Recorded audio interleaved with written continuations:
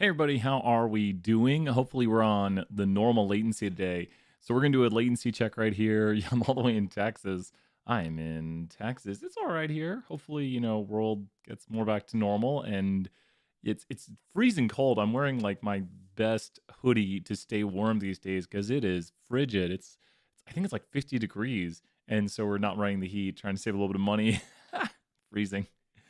So we're gonna do a latency check right here. What I want you to type is one when I say now. Don't type one now because if you type one now, then I'll be like, oh wow, the latency's perfect. So get ready to type one. Are people ready? Hopefully you're ready. Get ready to just have one typed, and then when you see me say now, I want you to hit enter immediately when you hear me say now. Then you'll just hit boom enter. So here we go. 3, 2, 1. Okay, go ahead and do it now. Oh shoot. No, that's like a second off. I hit 2 instead of shift 2. Oh no. No. No, either no one's watching or we have long latency again. So just look at YouTube and it'll tell me. No. Oh my gosh. Oh my. Okay, well apparently. Okay, I'm Future Brian still. I'm Future Brian. So ask questions. I'll answer as many questions as I can. I'm still Future Brian. This is something that Streamlabs is dealing with. A lot of creators have been complaining because we can't get the ultra low latency. I could restart office hours. I think I know a way to make it work. And I've gotten it to work twice. I got it to work during the Kahoot, and then I think I got it to work. Maybe I only got it to work during the Kahoot, which is amazing. Because if it wasn't working during the Kahoot, 30 seconds for Kahoot does not work. Like we can't. It doesn't work to have a 30-second delay on Kahoots. So one person wrote to, I'm just going to play my air. One person wrote to schedule your stream via Streamlabs, which I did, and then I ran it through that, and it still didn't do ultra low latency. So Streamlabs, get your stuff together. Get it all together. So what questions do people have? Let me know your questions. I'm going to stop complaining about Streamlabs. I do pay them. It looks like M&Ms. Ask any questions you've got right now. We'll start taking all of your questions. And I am so bummed. We need our ultra low latency back. Let me look in the control room. It's obviously regular latency. It is obviously regular latency. Yeah, of course it is. So let me know any questions you have. We're on a 30-second delay. It's ridiculous. What topics do people want to cover? Brian, I'm very nervous for the exam. Can you explain the difference between the two? Right now we have 3 conditions. Okay, let's talk about the 3 conditions we have. So condition 1 is random. I got to hit that button. Of course, we got to hit that button. There is random. I'm not seeing it. I can usually see it in real time. Oh, we're not even on that screen. Let's go to the screen. Here we go. There we go. There's some randomness right here. That means that we randomly select the individuals. So we randomly select individuals right here. That's all this means. So condition 1, random. Randomly select individuals in a population. So that's what condition 1 is. Condition 2 is 10%. There's no order to these. I would definitely, I would use your Canvas content. Canvas content are literally, we take questions from the Canvas content. Like, let me put a huge thing up here. Review Canvas content. So like, I can't reiterate this enough as we review this today. Canvas content are literally, questions are taken from this. Canvas content, we take questions from Canvas content. That's why we have the Canvas content kind of to hopefully prepare you for the test to be like, hey, here's questions you might see on the test. And so we have here the 10% condition. These conditions are checking to make sure we can do either a confidence interval or the sampling distribution of the sample proportion. So it makes sure that we can do these. So I'll write that here at the end of this. This is sample less than 10% of the population. So if UT has 25,000 students, we can't sample more than 2,500. So some problems might tell you, oh, there's 5,000 in this population. Oh, yes. Thank you, Austin. Great comments right there, Austin. So Austin might have taken it already. You can't, so don't say what's on the test, obviously. But if you want to say, like Austin's saying right here, the Canvas content quizzes help them a lot. That's a big thing. So definitely give tips for like, hey, studying this helps. That's great tips to give. You don't want to say like, hey, this question's on the exam. That's bad tips. Pause. Oh my gosh, I'm so glad I'm in the future, because we're going to pause right here. Now, the reason we pause is because the third condition can be different. We're dealing right now with quantitative data. So condition 3, oh, let me get Mubot going on. You saw the world break. The world implodes on itself and Mubot comes alive. I was trying to get the stream working properly, and in doing so, Mubot does not. Mubot, you awake? Mubot's waking up. That's how. Condition, sorry about that. Mubot. Here you go.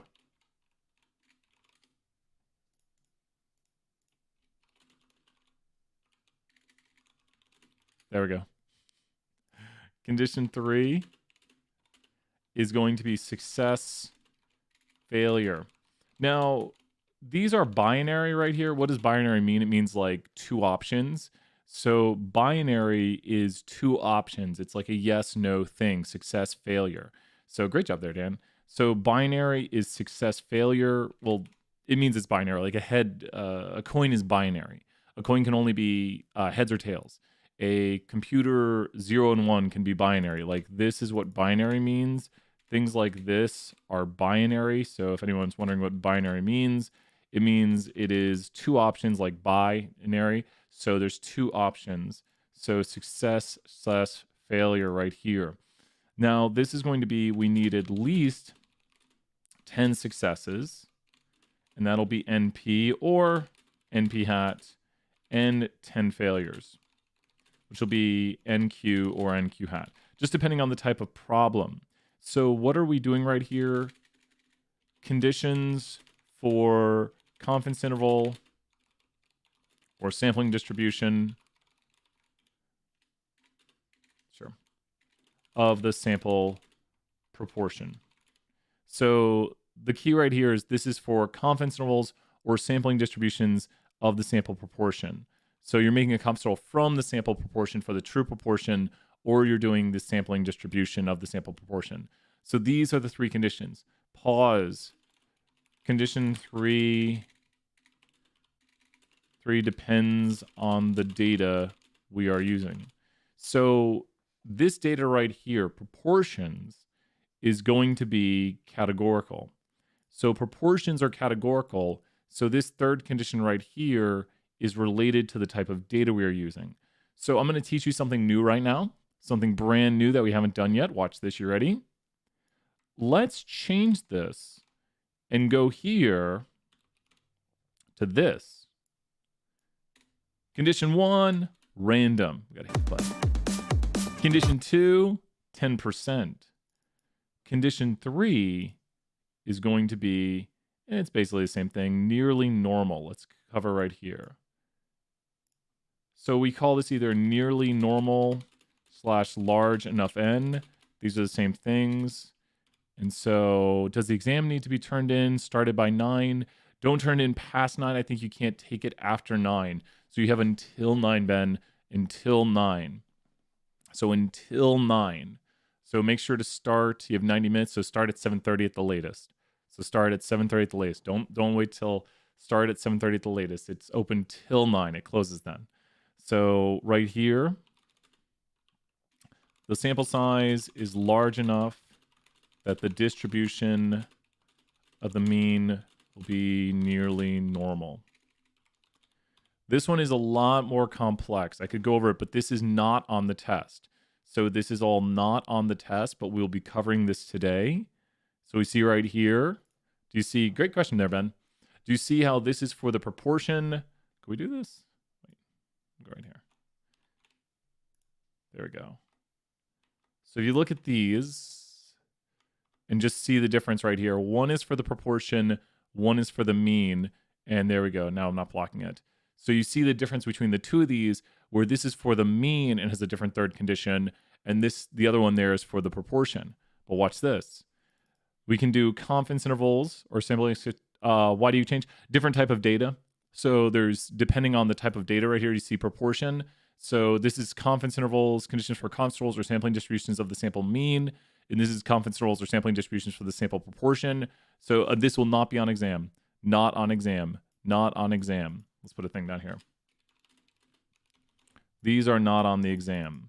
This is all right here. Everything I'm talking about right now is not on the exam. But I've seen when people get to the next chapter, so this is not on the exam. That one over there is on the exam. But when we do the next chapters, people usually go to success failure again. And I'm like, no, wait a minute. It's no longer a success failure. It'll be nearly normal or large enough n. They mean basically the same thing. We allow them to be interchangeable, especially when we do written tests. If someone says nearly normal or large enough n, they're the same thing, because if the n is large enough, the distribution will be nearly normal. And so we can actually gauge it based on that. So this is for quantitative data. So you see right here, this is categorical, which is what we're covering right now. And this is quantitative, which we will be covering. So what's interesting is we have one last thing. So wait. For condition 2, is it just logic behind is less than 10%, or is there a formula checked? Just pretty much logic. Great question right there, Trace. For condition 2, it's pretty much just logic. You can check it mathematically. Like if we say, I just had a document open. Oh my gosh. I'm going to click all the wrong buttons is what I'm going to do. It's my goal. Click every button that I shouldn't. So with condition 2, we go out and sample 100 UT students. Did we... There we go. Condition 1. Did we fail condition 1 or 2? So condition 1, random, we pass because we randomly selected, oh my gosh, students. Condition 2, let me slow down. 10%, 100 UT students is less than 10% of the population of UT students. So we pass that condition there. And then for condition 3, we actually need a little bit more. We find out that 30 of them attended the last home game. Make a 95% confidence interval for the true proportion of students who attended the last home game. Do we need to know how to check each? I would definitely know how to check each condition. Like we're doing right here. If we can write an example problem and check the conditions, we're good, because I'm basically doing a confidence interval for the true proportion right here, but I'm writing it in a way where we can check the condition.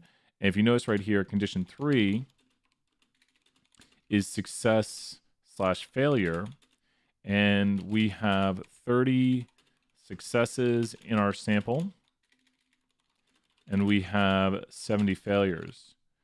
And so we pass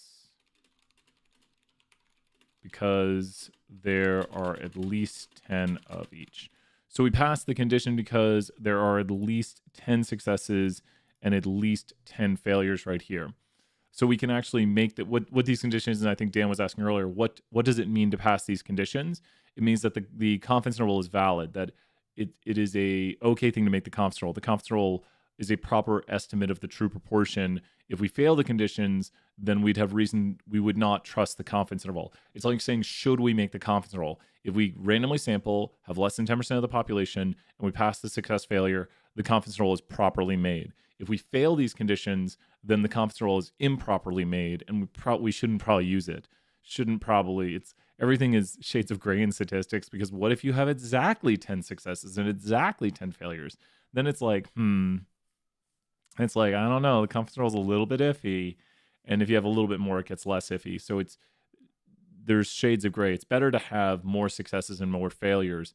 And the visualization of this, I love showing the visualization.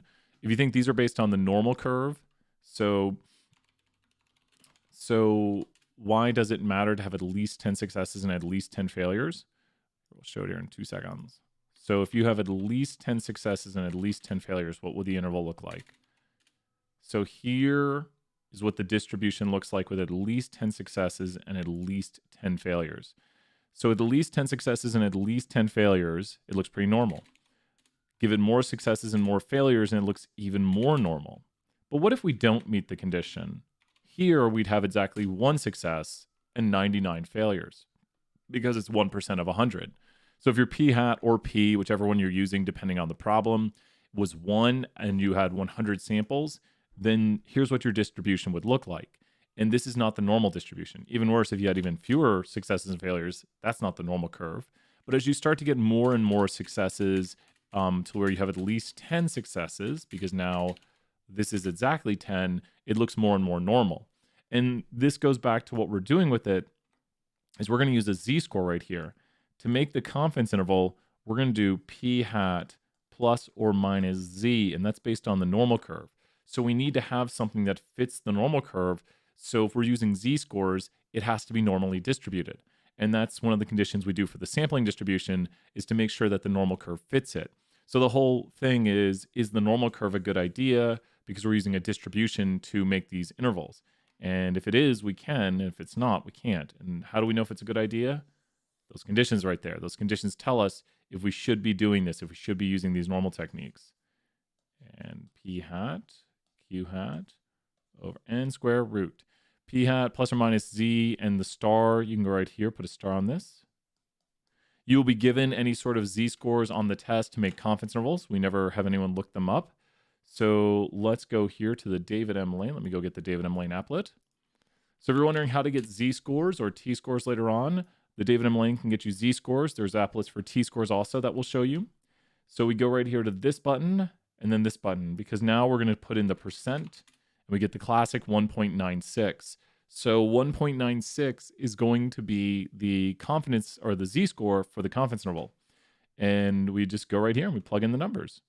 So we need to know what p hat is. P hat is the sample proportion. Sample proportion is going to be x over n. X is the number of successes. N is the number of trials. Make sure you know your notation. Always put it in your notebook and be like, x is the number of successes. N is the number of trials. So you see that's 30 over 100, which just means p hat is 0.3.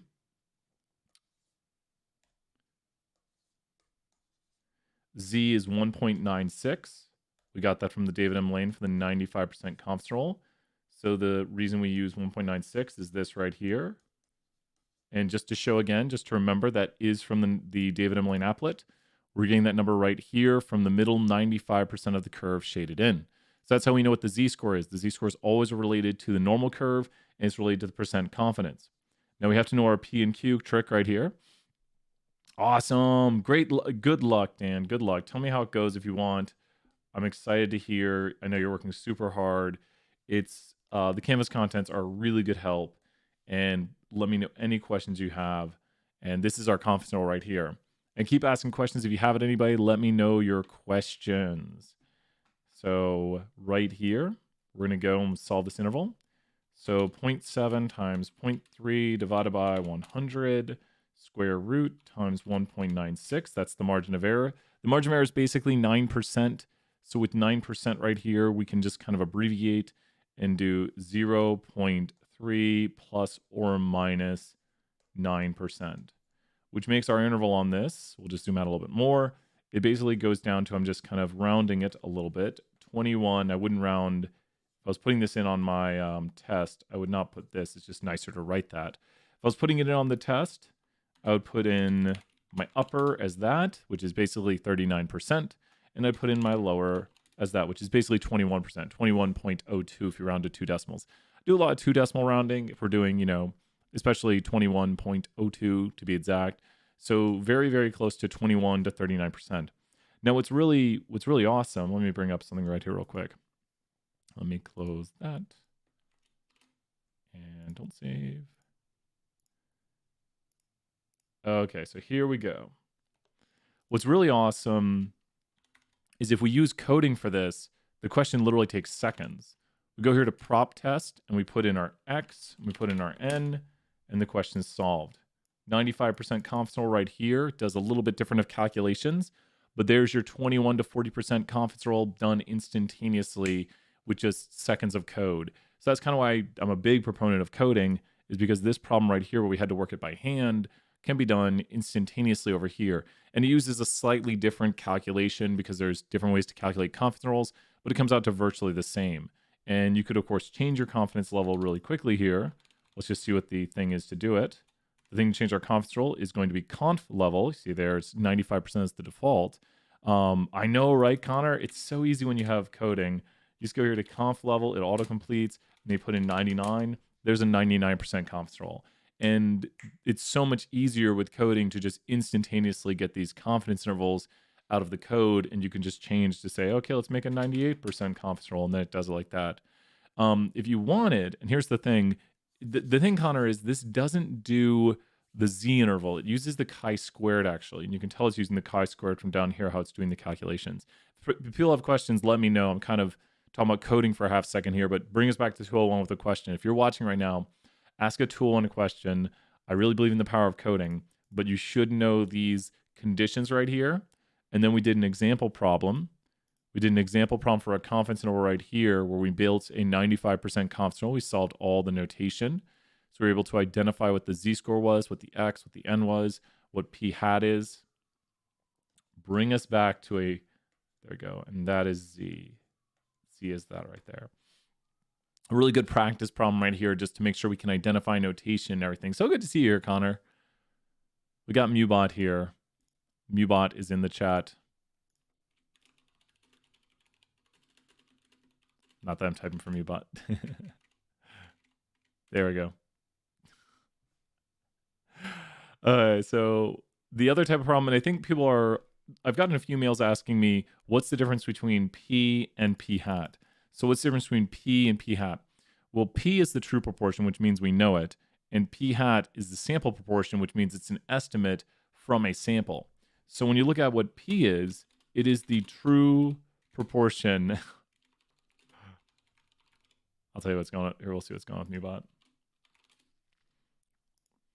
The true proportion, which means we know this about the population. As in, let's say here, 20%, 0.2 of UT students, what would it be? Are freshmen. UT, well, no, it'd be like seniors or something, because there's usually more freshmen. So we could say 20% of UT student are freshmen. So what is P hat? P hat, and we'll put the little hat on it. You ready? P hat is going to be the sample portion. Can we do some true? Yeah, let's do that. Great question. Sorry, I'm 30 seconds in the future. So yeah, you can change the alternative, and then that will just change the P value, Connor. Great question right there. Yeah, it won't change for the interval. Let's do some true false. We knew this about so we obtained this from a sample.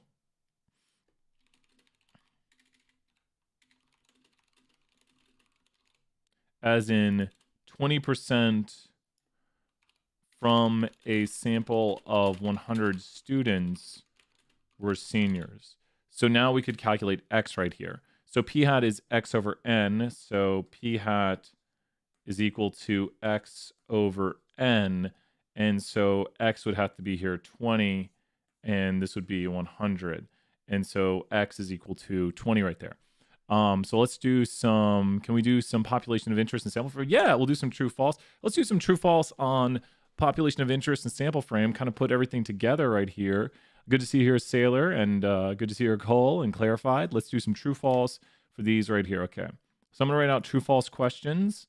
Let's put here Q1, start answering these. These are all true falses. See if you can follow along, put some answers in the chat. Maybe we'll do some betting on points here. Let's do it. Okay. So the sample are all people or things we want to understand about the population. So Q2, the sample frame are all people or things we have access to get information on. Q3, the population is the group of items we collect information on.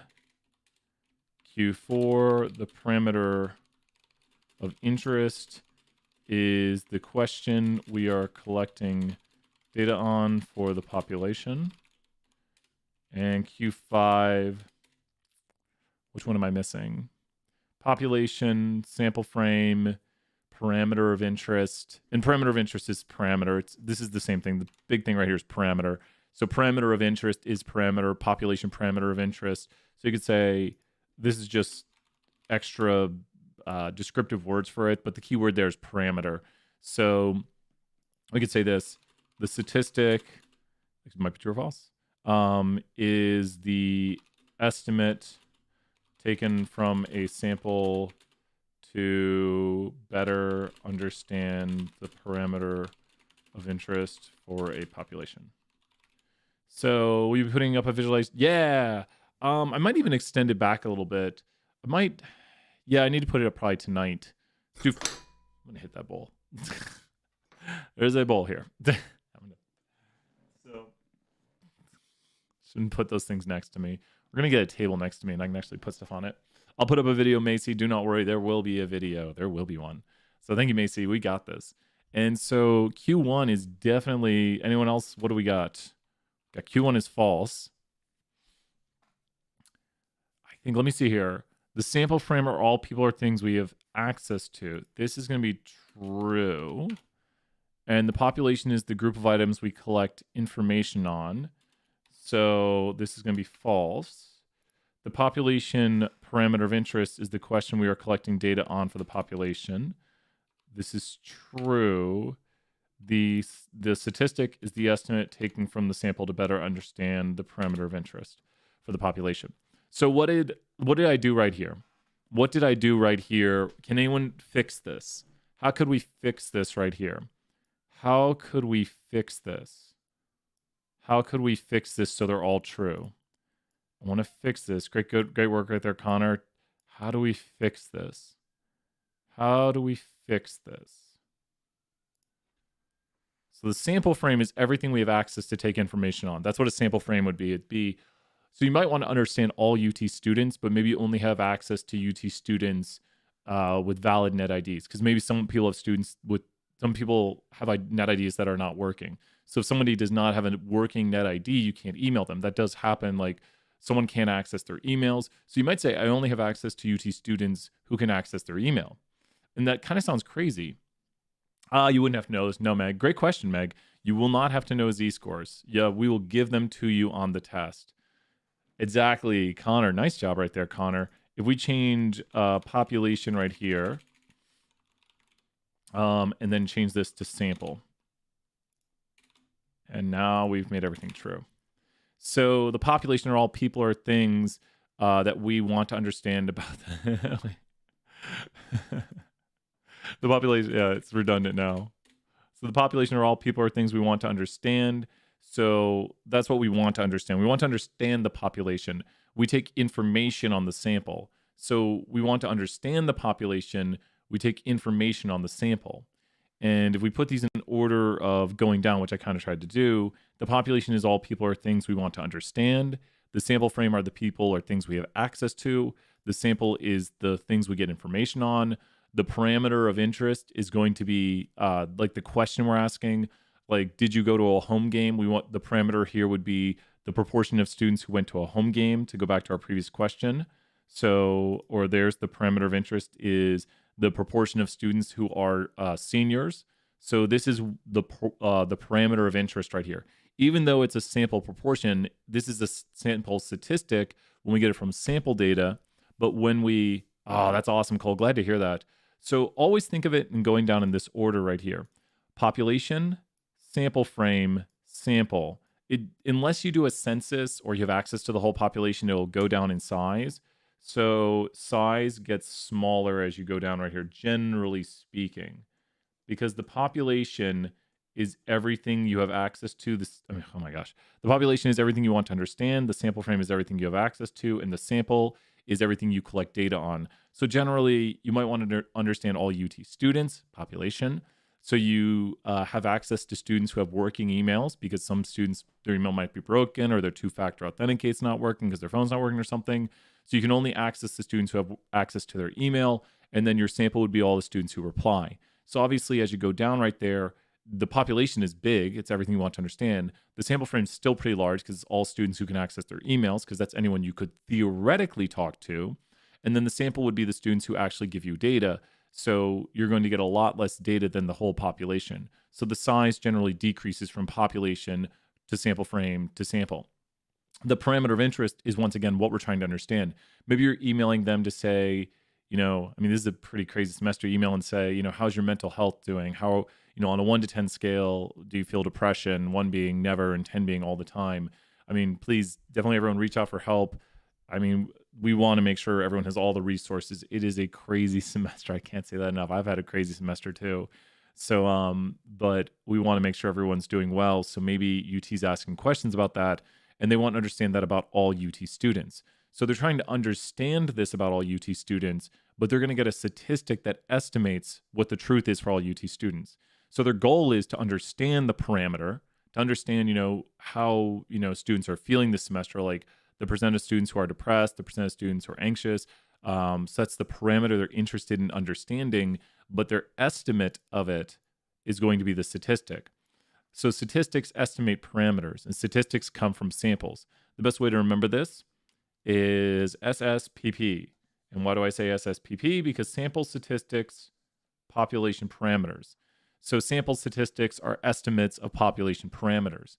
So the parameter is the truth for the population, and the statistic is an estimate that comes from a sample. So just SSPP whenever you need to remember how it works, and never rearrange them. Don't say sample population or sample parameter or population statistic. None of those make sense. It's SSPP. Sample statistics estimate population parameters.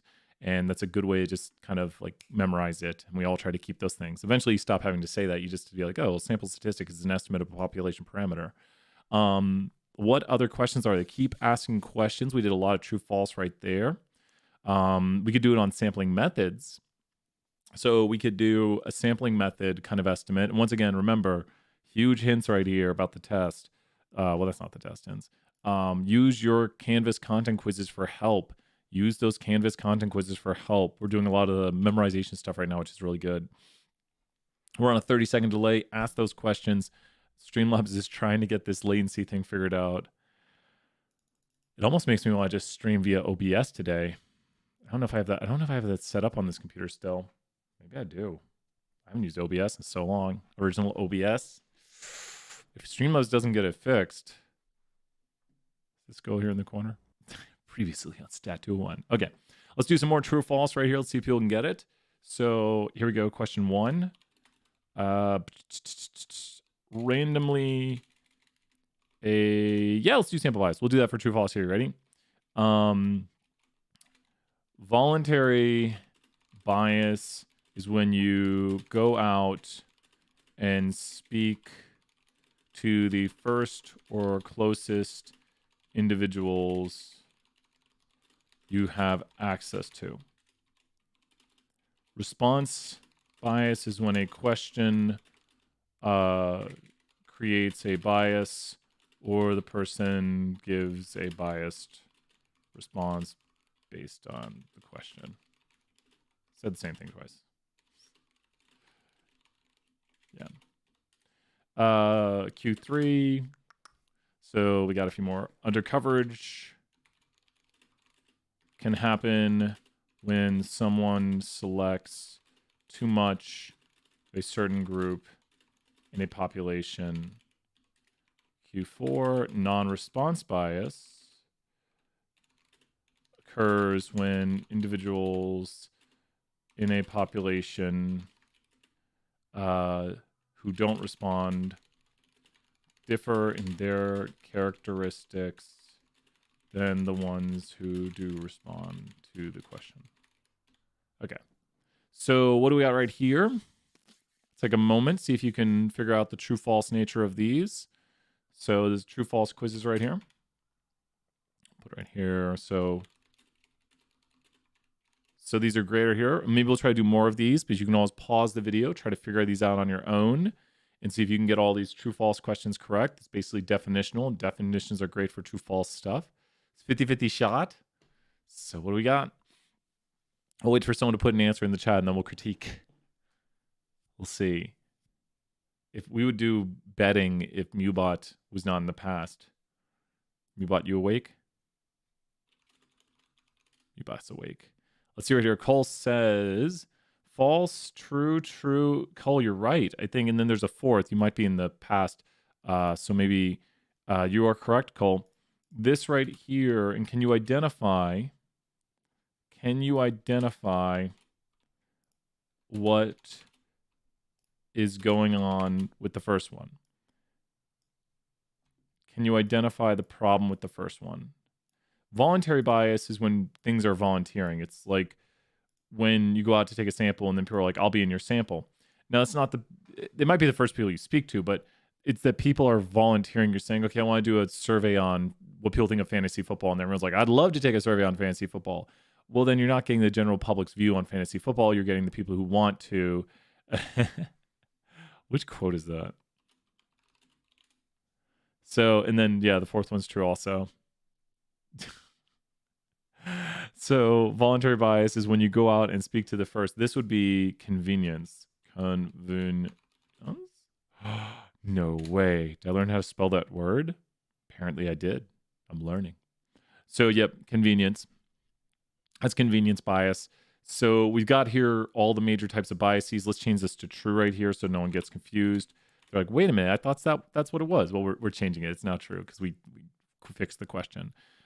Keep asking questions. Ask me to review anything.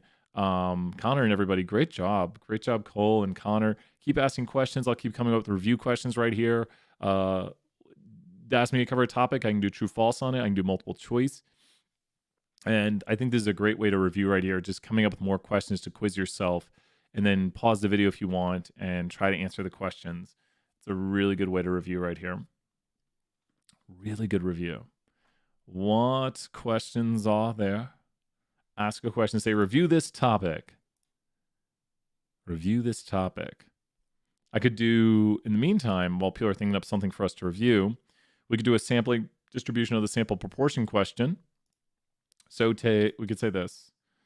Let's say, I saw up a really hard one that we wouldn't even put on the test. I'm not going to write it. UT needs to find at least 80 students to to march in a parade. I was going to say, review disjoint. Sure, let's do probability stuff right here. Let's do probability instead. So, like, can we do randomness? Yeah, we'll do randomness. We'll talk about disjoint right here and mutually exclusive, and then we'll do randomness. You got it right there, Jake. Good to see you here.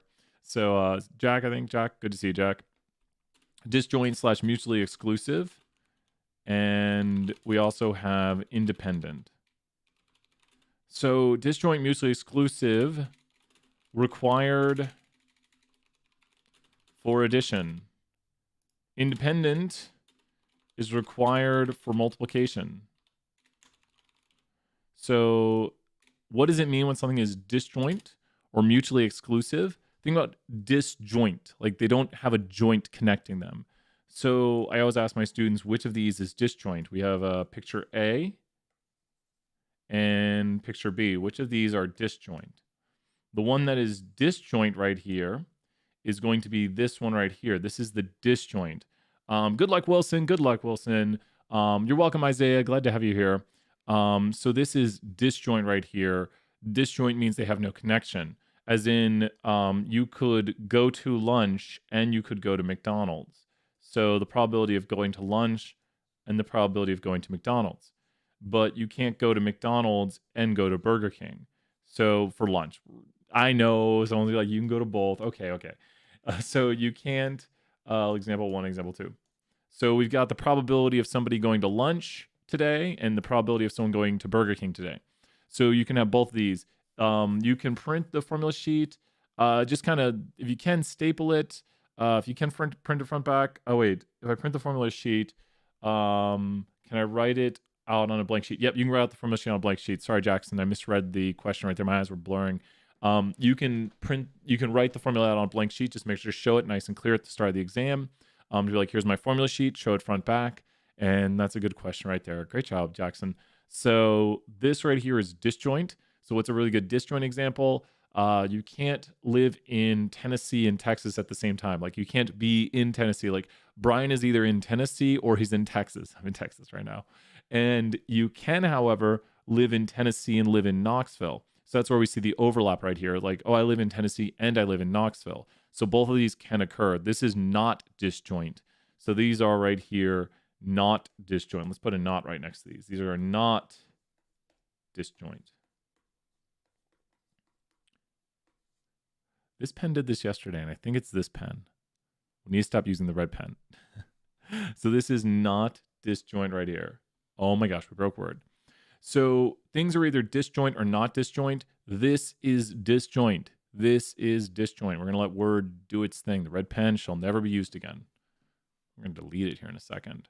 So this is not disjoint.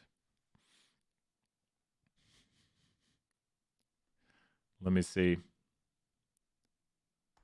Okay, let me try to fix this. Task Manager, Microsoft Word, not responding, and task. Good deal. Okay, let's remove. Oh, we got all our stuff back. So, okay, bring it back. 2 seconds. I'm going to bring up Task Manager, remove Task Manager. Streamlabs. Streamlabs is using all the bandwidth right now. Of course, because we're streaming. So when things are disjoint, they can't happen at the same time. So for an event to be disjoint, if you say Brian is in Texas, Brian is thus not in Tennessee. That's disjoint.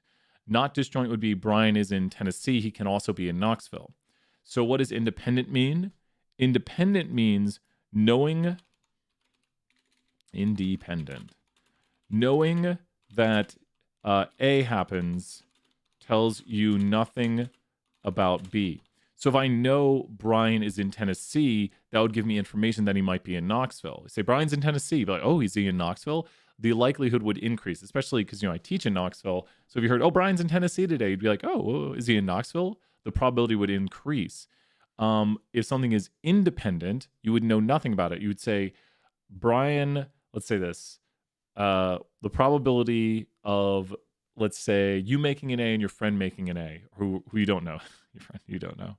So person A makes an A in Stat Tool 1. Person B makes an A in Stat Tool 1. Historic history shows us that something around 25% of people make A's in Stat Tool 1. So what is the probability that both people make an A in Stat Tool 1? We'd have to ask yourself, if I know person A makes an A, does that tell me anything about person B? These are random people now. Random people. Just knowing person A make an A, like person A made an A. Does that tell us anything about person B? No. These are thus independent right here. Because when you say, I know person A made an A, it doesn't tell you about person B making an A. It gives you no information. They're independent. And with that, we would have right here the probability they both make an A would be person A makes an A and person B makes an A. When they're independent, we can multiply. This is what is required for multiplication right here. So if we pass independence, the two events can be multiplied, and this is read right here as and.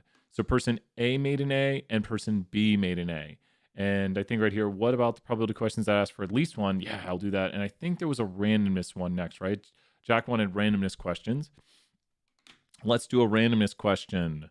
Okay, we're doing Pokemon cards. They're all the rage right now. That's what I'm like. I'm an OG Pokemon person. It came out when I was 16. Tells you how old I am.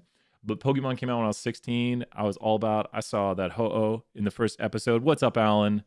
First episode, you got Ash. He takes Misty's bike, falls off at the end. He goes over that cliff after the he throws a rock at the Spearows and he hits a Fearow. And then all of a sudden, you bet, Austin, we got that next on the docket. You got it. Oh, yeah, everyone wants that. Let's do that here. We'll put that next after this one. So let's say you are opening Pokemon. Will it put it over it? Oh, my gosh. Cards. And really want to get a holographic Charizard. Knows Charizard? Whoa. What percent of the time will you get at least one in the simulation below? Okay. So apparently you're getting some awesome packs right here. Let's see here with the simulation. So the card appears 1% of the time. So let's do 2%. Let 0, 0 and 0, 1 represent the card. So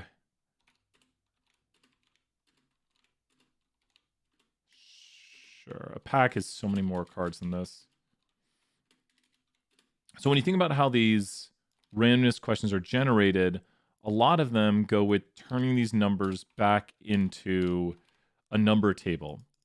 So this is kind of, I'm basically giving away the inside theory of how we do this, how we create these questions. You're getting the inside look of how a question is created.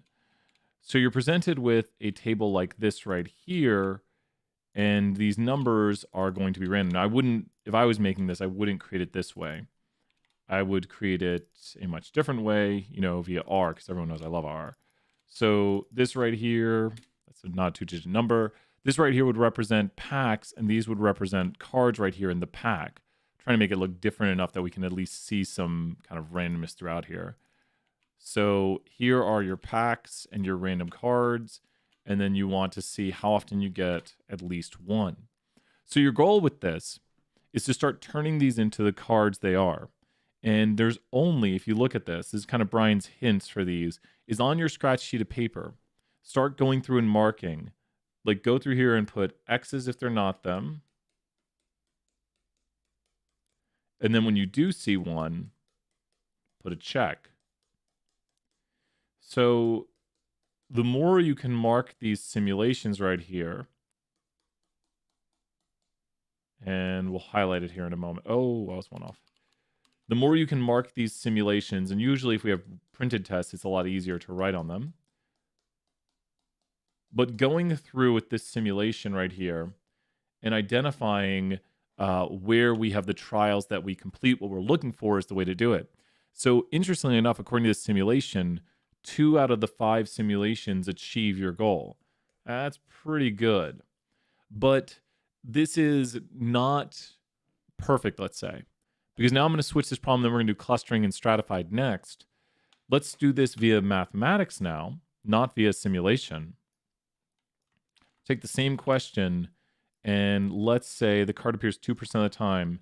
If you buy a pack with 10 cards in it, what is the probability you get at least one? So now we've changed it from a simulation problem to a mathematical calculation of the probabilities. So think about when you buy these cards. Let's just look at the cards here for a moment. We've got 10 cards in the pack. I don't know how many cards are in a pack. I bought like 1 Pokemon pack in my whole life. Now I wish I just went out and bought a whole bunch of boxes and then just sold them to Jake Paul. I don't watch Jake Paul. I just heard via some YouTubers like, Jake Paul's opening Pokemon boxes. So here's 10 cards. When you get the 10 cards right here, you want at least one to be the holographic Charizard. So what could happen here? Well, I doubt this could ever happen, but maybe all 10 of them would be holographic Charizards. The probability of all 10 of these being holographic Charizards would be what? The probability of all 10 of them being holographic Charizards would be this, which is a ridiculously improbable possibility. And we're assuming it's via random chance. I think actually the way they do it is they don't actually, I think you only get one holographic or something like that, but let's say it's completely random. Someone's going to drop some Pokemon card knowledge on us. Well, let's say the cards are completely random. Every card has a 2% chance of being this, which is way higher than I'm sure it is, but we're just going with these probabilities for now. But if it is random, then the probability would be 0.02 to the 10th power, because this card would be a holographic Charizard, and this card would be a holographic Charizard, and this card, and this card, and this card. And you see how we're multiplying. We're assuming it's independent, that knowing one is a holographic Charizard tells you nothing about the others. That's a big assumption for this problem because we are multiplying.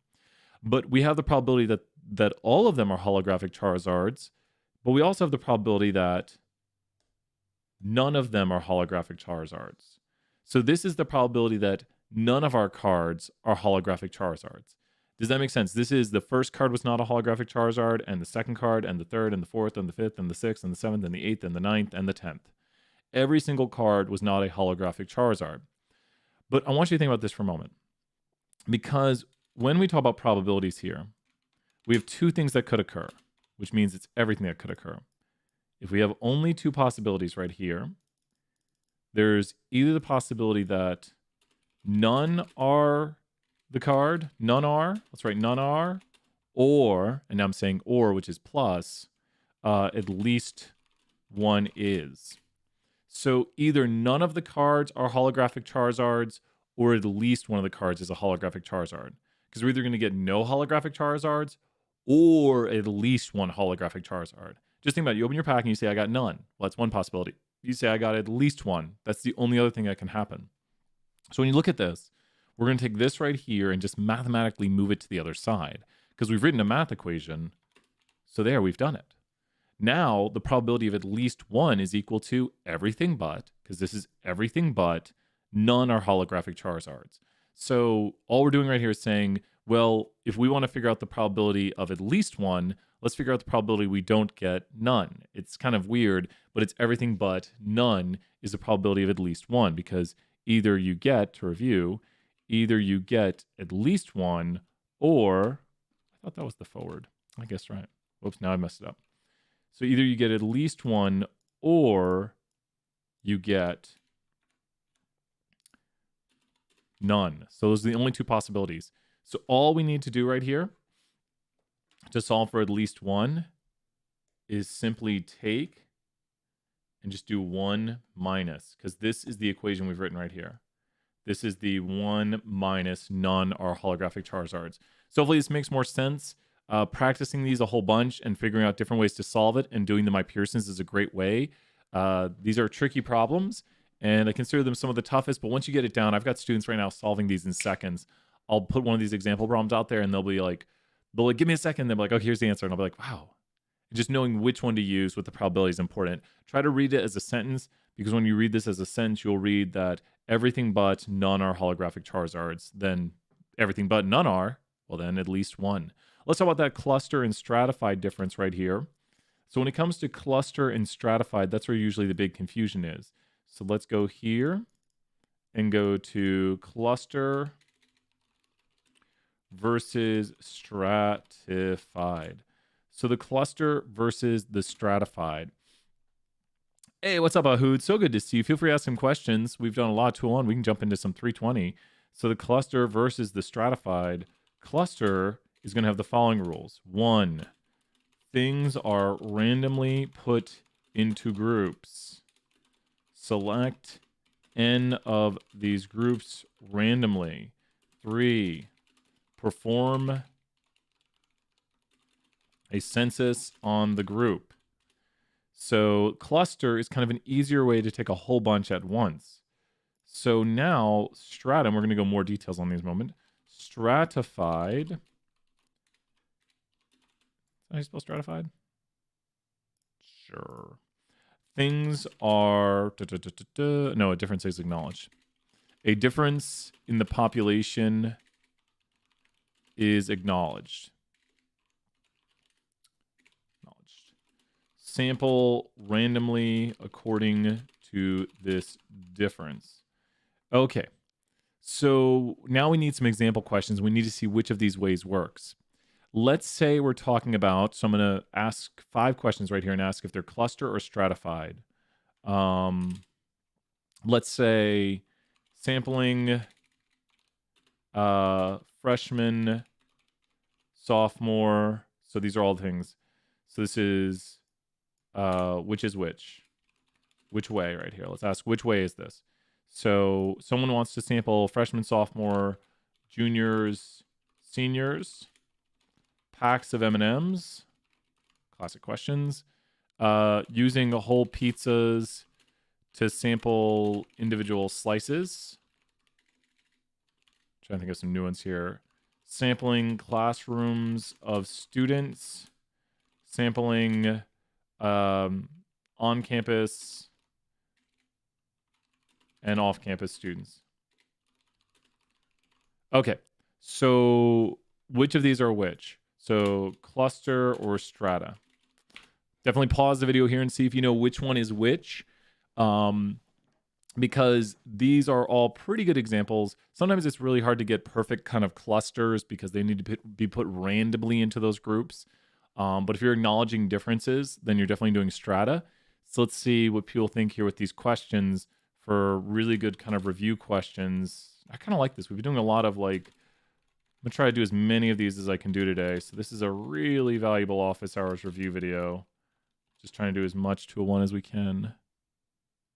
Awesome. Getting some files from one of my student workers. Awesome. Great stuff. We got a lot of cool stuff in the future. Trying to do some more great online education. I really appreciate so many people in the chat helping out. Who's got some answers to this? I need some answers. Don't worry. If you get it wrong, it's all right. This is practice. It's better to go out and just practice and get it wrong than you get more practice to get right on the exam. A lot of my top tier students give a lot of wrong answers during class. And then when they get to the exam, they know it because they've been like, that was the one. That was the one. I said it. That's the one. If you say it, if you think it, if you verbalize it, you have a much easier time remembering it when you get to the exam. It's a lot harder if you just think it. That's why in class, which I really miss teaching in person, is I make everyone say everything. I'll be like, okay, say the definition, say this, say that. I'll be like, you have to say it. Who's going to say the definition? I'm not saying it. So I make people say it in class. I'll make us all say it out loud. Your mind does different things when you verbalize stuff. So number one is, number one, don't worry, Austin right there, 1,000 points, appreciate it. Number one is strata. Number one is going to be strata because these are differences between each group. So there's a difference right here between freshmen, sophomores, juniors, and seniors. So we're not going to take all, Whitson, great job right there, Whitson. So we're not going to take all freshmen. We're not going to take all sophomores because if these were clusters, at the very end, you perform a census. And so if you were to say, no, don't worry, Austin, don't worry. And I think Scott, great job right there. Scott, I think you just aced it. Excellent work right there, Scott. Remember, if you take clusters, you're saying we're going to take a certain amount of these clusters randomly. Like we're going to take sophomores and juniors, and these are the clusters we take. And then we're going to take data on all the juniors and all the freshmen. So that would not be a good representative sample because you're not representing the population properly. We're going to acknowledge that freshmen, sophomore, juniors, and seniors have differences, and then we're going to randomly sample, like if there's 20% freshmen, 30% sophomores, we're going to sample according to the percent of the population that is that group. The next one, people are getting it. This is a cluster because a cluster is just, taking a whole bunch at once. Like the pizza is a cluster of slices. And I didn't say like pepperoni versus onion pizza versus mushroom pizza. I just want pizza. And so I didn't acknowledge any differences between the pizza. It's just that the pizza is a cluster and we can take a pizza and get a whole bunch of slices to examine. Classrooms of students, you could say, well, classes have differences, but we're just saying, let's go and talk to 20 UT classrooms. Now, we might need to stratify by we might need to say, let's talk to this many freshman level classes, this many sophomore level classes. But until we say that, we're only talking about a cluster of students being a classroom. We have not acknowledged any differences until we say something like on-campus, off-campus students, which is going to be a stratification. We're acknowledging a difference here to start between characteristics, and you wouldn't take all on-campus students and all off-campus students like you are when you go to a classroom. You are going to perform a census on that classroom. So you're going to perform a census on each one of these. You're going to perform a census on the pizza, which means collect all data on the pizza slices. You're going to perform a census on the pack, which means take all information on every M&M in the pack. And you're going to perform a census on the classroom, which means take all information on every student in the classroom. But it does not work if you say perform a census on on-campus students because that's going to be, it's not a real cluster then. Oh, Whitson, good luck, man. Good luck. Man, I love seeing people. It's so fun. Like people in here are like, "I'll take the exam." You're like, you got this. You got this. So you would not perform census on this unless you are doing a census. But this would not be how we do clustering because you'd be saying, get information on all freshmen, get information on all on-campus students. So these are where you acknowledge differences, and this is where you're going to talk about a difference right here. And the difference is that freshmen, sophomore, juniors, seniors are different. We're going to sample according to those differences. Does this make a lot more sense to everybody? Get some thumbs up or some yeses in the chat or some ones, whatever you want to type. Mubot will be Mubot. What does Mubot have to say? Let's just ask Mubot. I'm not going to tell Mubot what to say. I'll let Mubot choose what to say. What other Pepperoni Pizza Club? He knows about pizza. So what other questions are there? What other questions, what we could elucidate right here to help kind of with the topics on the exam? We've done a lot today already. There's a really good exam review right here. So What other questions? Be like, hey, Brian, can you do this right here? Looks like Whitson has like a Final Fantasy character. Awesome, Nicholas. So glad. Keep asking questions. Be like, hey, can you review this? Anything you want to hear a review of, I will review the topic. I'll go over. I'll talk about the differences between different things. Whatever you whatever you guys and gals want. I'm always like, you guys. New York. I'm wearing Express today. A mirror image, so I don't even know where anything's at. So, what other topics are there? I'm trying to think. We started with decision trees. We did a decision tree yesterday, so we could do a decision tree today. Decision trees. Yeah, let's put the topics on here. So, could you do a confidence interval? Yeah, of course. Let's do a confidence interval question. Confidence interval question. You got it. So, confidence interval to estimate the true proportion. So, what is a confidence interval? A confidence interval is made from a sample. We get a statistic from the sample, which is then used to estimate the truth for the population. So when you have questions like the probability is 0.6, that must be on time, what is the chance it'll... Yes, that's what... Yeah, let's do... I'm going to grab that question right there, Ben. And we'll do that one next. I've got this over here for next. You got it. Next question, Ben. Let's do it. So what is a confidence interval? Confidence interval is made from a sample. So you go out and you talk to people. I know, Charlie. It's awesome, right? So we go right here and let's write a sample question. Example question. Here's our example question. Thank you, autocorrect. We go out and talk to 200 random voters. Go and vote. Remember to vote. And from the 200 voters, 90 of them say they are voting for SpongeBob. This is like no real candidates used. I don't get political. This is just an example problem in Bikini Bottom.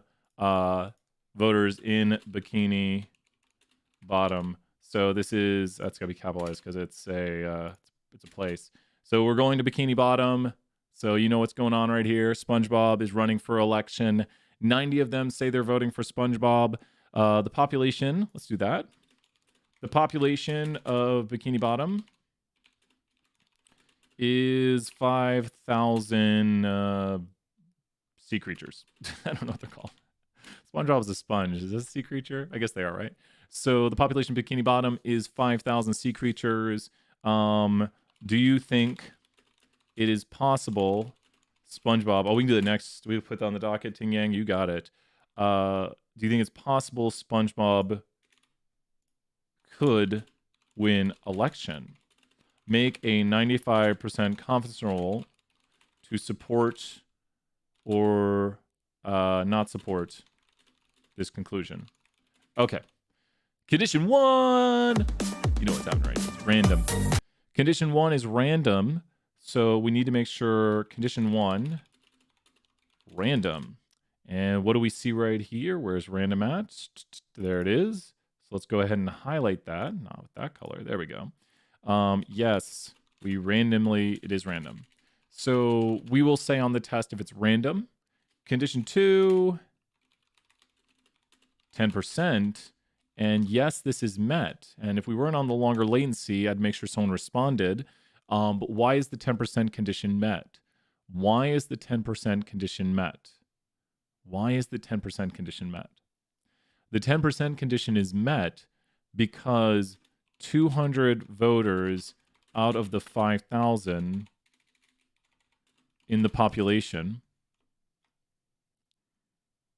There we go. 200 voters out of the 5,000 in the population is less than 10% of the population. So we're looking for right here to see if we sample less than 10% of the population. So 200 voters out of the 5,000 is less than 10% of the population. Condition 3, and let's remove all this stuff right here so we can continue just on one page right here. So condition 3 is going to be success/failure. And this is one where people get stuck on. Success slash failure is you need at least 10 successes and at least 10 samples, at least 10 failures. Can't think today. So we need at least 10 successes and at least 10 failures. This is found mathematically where we go with NP hat for this example, and NQ hat are greater than 10. And this is true, but we don't have NP hat yet. And we'll make NP hat look like NP hat. We'll put hat over it. And a lot of people are wondering what's the difference between P hat and Q hat, and what's the difference between P and Q? Well, the first thing we should identify here is, do we have P hat or do we have P? So P hat stands for the sample proportion. P hat is the sample proportion, and P is the true proportion. What we have right here is 200 random. Let's go here and highlight this. 200 random voters. That is our sample size. 200 random voters. Out of the 200, we have this many successes. Now, X over N equals P hat. And if you notice, one key to P hat is you always have a sample size. When you have P hat, there's always a related sample size because it's the sample proportion. If we were to say we know, then that would be P. The difference between P and P hat is P hat always comes from a sample and P is the truth. So if UT said UT knows that 30% of students are freshmen, that would be a sample. So here's a quick example. So P would be UT knows that 30% of students are freshmen. So that's P. P hat would be something like, so this is P hat from a sample of 200 students, 30% are freshmen. So notice the key difference right here is that the P hat comes from a sample and the P comes from the truth right there. So P hat always has related to it a sample size, and you should be pretty instantaneously able to you should be able to figure out what X is. X here is going to be 60 because 60 over 200 is equal to 0.30. You can also take and just multiply these out right here to find out how many successes there were. But P hat comes from a sample, always has a sample size.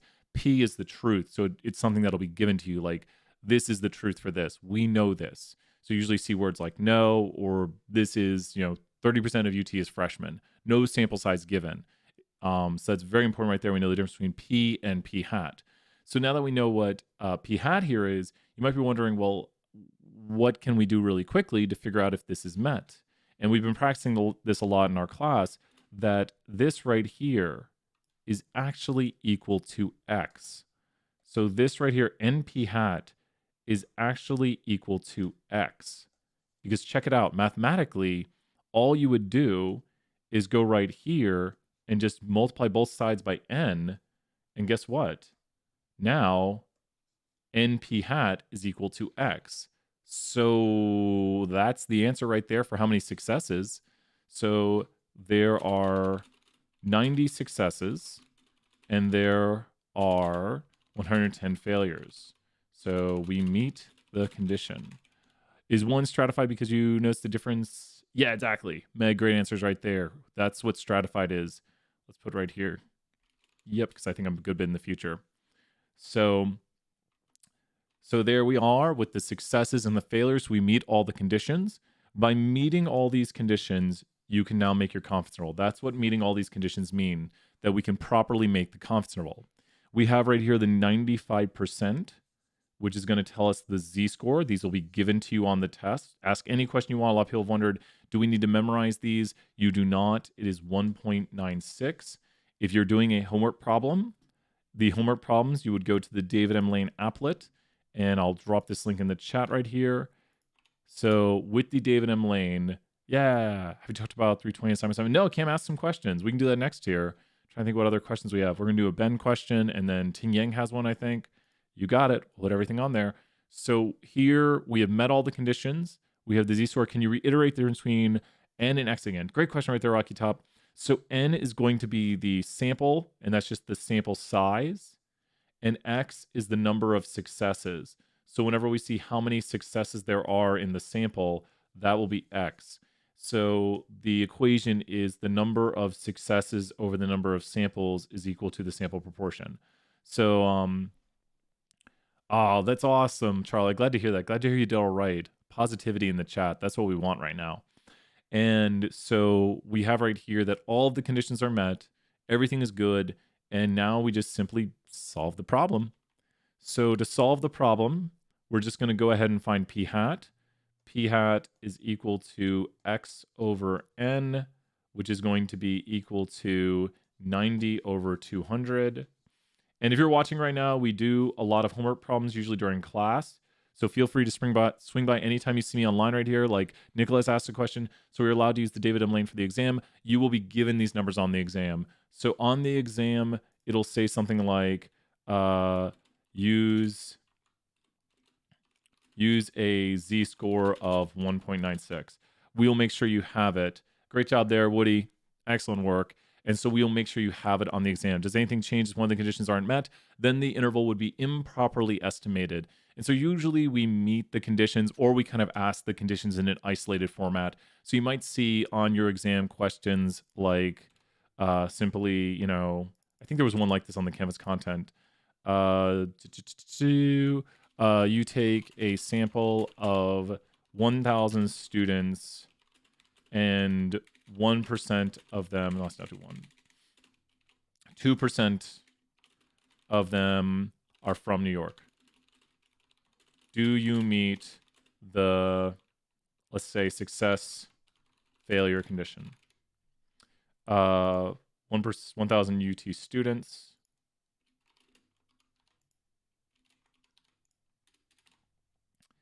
Do you meet the 10% condition? So let's take a sample of, so these are all true falses right here. See if you can solve these true falses. This is a true false quiz again. So let's put here true false quiz. So can you solve this true false quiz? Let me decrease font size. There we go. That looks better. And I need to change one more of these. There we go. Okay. True false quiz right here. See if you can solve it. And then we'll finish up that other one. But this is a review of conditions. Really good practice for the test. Put your answers in the chat. We're just pausing here for a moment. See if you can solve all these true false right here. So someone's gonna mention that. See, look at that. It changed it. There we go. Someone says condition 1 not met, Brian. I say okay. We'll fix it. So true false quiz right here. Is the p-value found from the F statistic? Yep, for the model. Great question, Alan, right there. The p-value for the model will be the one for the F. That's the p-value for the whole model.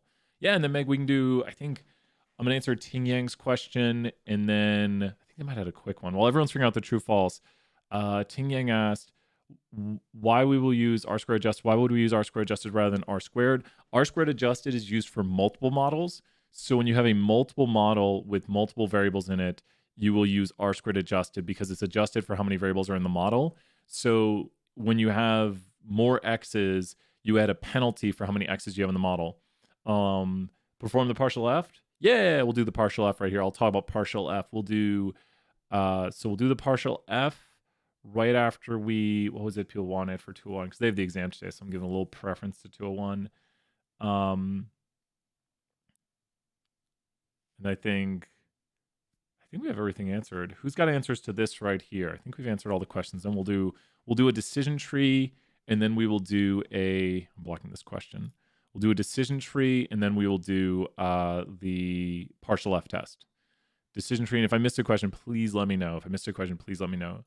Decision trees, and then partial F. So any answers to these? Who knows? True false quiz right here. Really good practice right here. No answers. What does MuBot say? MuBot. So false, true, false. Let's find out. Okay. You take a random sample of 1,000 UT students. 2% of them are from New York. Do you meet the success failure condition? This right here would be true because we need to have at least 10 successes and at least 10 failures. So 0.02 times 1,000 is equal to 20. And then 0.98 times 1,000 is equal to 900. There we go. So that is met right there. We do meet the success failure condition. Oh, the probability question. Yes, Ben, you got it. So Ben's question, then let's put a note. I'm going to put a note. Ben, decision, and then partial F. That's the order we're going right now. Let's do it. We got this. So you take a random sample of 1,000 students. 2% of them are from New York. So this is UT students. We would say right here, yes, 1,000 UT students is less than 10%. 10% of the 2,500 UT students. That's an estimate right there. We'd probably tell you in the problem there are 25,000 UT students. Which this right here, so this is going to be true right there. Be funny, Mubot has a true quote in him. So this one down here is going to be false. So I did a reverse of it right here. So this is the false one right here for this. So can you do 1E? You bet, Ting Yang, we can do that. I'm going to put that. That goes right after the partial F. You bet. And thank you, everybody. So much good attendance today. And people are saying this one's true. Are people saying this is true? Oh, they're saying it's false. Let's see. Let's see if it's true or false. You take a random sample of 200 students and 2% of them, yes, this is going to be false. Because now the mathematics are, let's do the mathematics. So we need to do NP and NQ are greater than or equal to 10. Campbell, Ting, you got it. Great questions. So good to see everybody here. I will do NP. So this is equal to 4. Is it? It is equal to 4. And then 200 times 0.98 is equal to 190. I don't know how to write 196. So this here is false. And other than just solving the math equation on the last problem, we did a lot of good review on it. And so here's a bunch of example true-false questions, and we'd explained why they're all true or false. There's at least 10 successes in the top one, and there's not at least 10 successes. So really good practice on that. The problem right here would just go down to solving the math equation. So to solve this last problem, plus or minus, and I'm going to solve the answer really quick right here. But this one just goes to solving math equation. What was the sample size? 200, was it? 200. So this right here is visualized. Yep. I think it'll still be due Friday. We should be good. I'll see if, let me double check. I'm going to look after office hours on that and double check. Do we have anything else? Let me look at the spacing. I'll make a big announcement in class if I'm going to choose to move it. I'm going to make a big announcement. That's basically 7% right here. I'm just going to round this for niceties. So rounding that to 7%. If we round that to 7%, it's 45 plus or minus 7%. So 45 plus or minus, oh my gosh, that's ridiculous. So, oh, can I do this? 45 plus or minus 7%. You know what I'm going to do? I'm going to erase this. So 45 plus or minus 7%. And once again, just to show again what I love about using R, because we've got a lot of 320 here, this whole problem we just did right here can be solved instantaneously inside of R with just doing this. We don't even need this last part because it defaults. So there's the instantaneous solve. 45 plus or minus 7% is 38 and 52. Yeah, great question right there, Claire. You see it. And then this is why coding just makes life so much easier, because we just put the numbers in, it solves it, and we're good to go. For the 10% condition, will it tell us how many are total? Yeah, Layla, that's we would get something like that. Unless we're doing like population of the United States, we would probably tell you, basically the population, or make it something obvious like we're using the United States. Here's Ben's question right here. Then we're going to do decision trees, and then we're going to jump to some 320. When you have the question like there is a 6% probability that a bus will be on time, what is the chance that it is on time at least once in the next 4 times? So we got 4 occasions right here. Let's draw it out. Here's occasion 1, 2, 3, and 4. What is the probability it's on time at least once in the next 4 times. So at least once. So the probability that it's on time, so let's say the probability on time and the probability late. The probability it's on time is 60%. The probability it's late is 40%. So the bus is either late or the bus is on time. So we have 2 scenarios right here. The 2 scenarios that could occur are the following. The bus will either, and when I put 1 right here, one of these things must occur. The bus will either be on time, so it's at least once, it's on time at least once. Late all the time, late every time,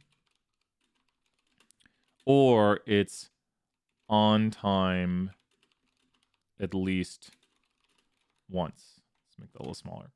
So the bus is either late every time or the bus is on time at least once. Does this make sense what I've written right here? That the bus is either late every time or it's on time at least once. Does that make sense right there, Ben? With this equation, you can hopefully, I know you're 30 seconds behind, but the buses these are either late every single time or it's on time at least once.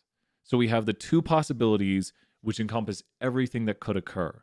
And as soon as we write this out, it becomes a much easier solve. So I always encourage people to write stuff like this that helps you kind of put into words that we have either the bus is late every single time or it was on time at least once. You notice we're adding these by saying or right here. They're disjoint events. Nice job, Ben, right there. Ben, you're definitely earned your mod status right here. Ben, you're a mod in the chat. Thank you so much, Ben. And so let's go right here. Let's change this mathematically. And here is the answer. With the following, we've now solved it. All we need to do, oh, I hope it went well, Dan. You can say what you like. You can say, I hope it went well. I hope it went well. Man, that was 40 minutes ago or so. Hope it went well. I like the positivity. So 1 minus late every time.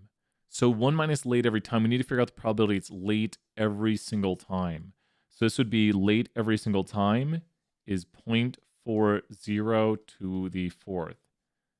And that is our answer. That is it. Oh no, Dan, I'm so sorry to hear that. I'm so sorry. You'll have to tell me like what was confusing or this is I've seen some people scoring a lot lower than they scored on exam 1. Generally, people are scoring about 10 points lower than exam 1. If you scored 10 points lower than exam 1, you're on track with what I'm seeing for the scores. Generally, the scores are 10 points lower than exam 1. So I'm hoping it went okay-ish because I've seen a few people that scored a lot lower than 10 points lower than exam 1. So definitely let me know if there's anything I can like ask questions and stuff like that. And then we're going to look at it like when all the grades are in. We'll know better later tonight what all the grades are. But it's definitely a little tricky. It's a lot of material, a lot of things, and then you'll get to see what you got. Yeah, that's about right.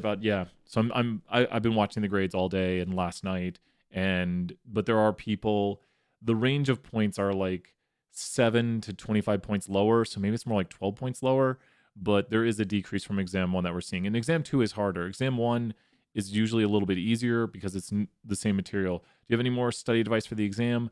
The Canvas content quizzes. People were in here earlier saying that, and just practicing exam like this. I still have a good grade. I just didn't do as well. Yeah, I hope you want to write. If you want to email me, I'm very interested in what you made, and I think you're in another class. Yeah, and then are people saying, did anyone make a really good grade on the exam? Has any advice? Don't give away questions, obviously. But if someone there are people making in the 90s right now. If someone made in the 90s and is like, here's what I did, here's how I was successful. So if you're watching right now, you might not be watching because you've already taken the exam, but if you did really well, made above an 85, and you want to say, here's my pathway to success, here's what I did. And it is a bit of a challenging exam. But what was the next one? Decision trees. Decision trees, and we're going to do some 320 after that. So what was people's pathway to success? Decision trees. Such small text, hard to read. So when we get to decision trees right here, we'll do some of the harder questions on decision trees. We're going to make our decision tree with the predictive model partition. Decision trees take quantitative and categorical variables. They do not take indicators or things that act like indicators. So luckily I don't have any of those in this data. We're going to take everything right here, and then we are going to Choose one Y variable. Let's choose if someone's in a fraternity or sorority. That one has a lot more. Which hand? That one's so hard to predict. Let's see if people... Stake preference has so many levels. So I was close enough, but make sure you know the true and false like questions. So we did a ton of true and false Kahoots, and make sure you know the probability, like how to do probability stuff. Carly, great question right there. Are your parents divorced? Sure, why not? Happy topics today. Don't worry if you're in 201, just keep working hard. As it will, yeah, I think Campbell said it right. It's one, I've heard people say like one day it just all made sense. One day it clicked. And what's tough, oh, this is so sad. And that's a pretty big explanatory variable. Wow, look at that. The number one explanatory variable on whether or not people's parents are divorced is the family economic level they're from. And this is what a decision tree does, is it looks through all the variables. And this doesn't mean if your family comes from the middle upper class or middle upper, your family will not be divorced. It's just more likely. And then your family, if they're in the lower or lower middle class, it's more likely your family is divorced, or it's almost a 50-50. A lot of people have asked what's going on with these bars right here. These bars, if you see this bar right here, it's the distribution of the Y variable. So you can see right here, these are the people who have divorced parents. These are people who don't have divorced parents. And we split on the X variable here on their family income. We can split the tree again, and we see now it's have you used marijuana. The people who have not used marijuana are less likely to have divorced parents. It might split. It splits there. And then do you work? Huh. That's in, yeah, maybe that's, so people who work less are, but this is all people who come from middle class or above, who have not used marijuana, who work less, I guess because maybe their parents are, I don't know, giving them money because they work. We're going to split the tree here just to get a symmetric tree. It's much easier to read in an example. Stake preference. No wonder it didn't split there. It split on stake preference. Let's prune that. Let's split. I'm going to make a tree that I want to make. You would not do this when making a decision tree. Let's split on if people, what was the other one right there? Use marijuana. Why not? Okay. So we've split on the same variable, like to make it easier to look at. So what we've done right here is we have leaf 1, leaf 2, leaf 3, leaf 4. Do you see how leaf 3 right here? Hey, what's up, Dana? Good to see you here. Do you see how leaf 3 right here? I'm 30 seconds in the future, everybody. Leaf 3 has the majority of people, so does leaf 4. And you can see that down here. Let's get them both on the screen at the same time. So leaf 3 and leaf 4, we're so close to seeing it all. Leaf 3 and leaf 4. There we go. Leaf 3 and leaf 4 have the majority of people, as you can see right here, at 346 and 275. Leaf 3 is the biggest leaf. Leaf 1 and leaf 2 are smaller and almost identical in size. So this width down here is there's 54 dots. Like all these dots are the 54 dots. Random doorbell. Now there's a buzz. I'll be right back. I'm going to, they literally held that. I'm going to right back. I'm going to check the door. Be right back. Be right back. Checking doorbell. Be right back, everybody.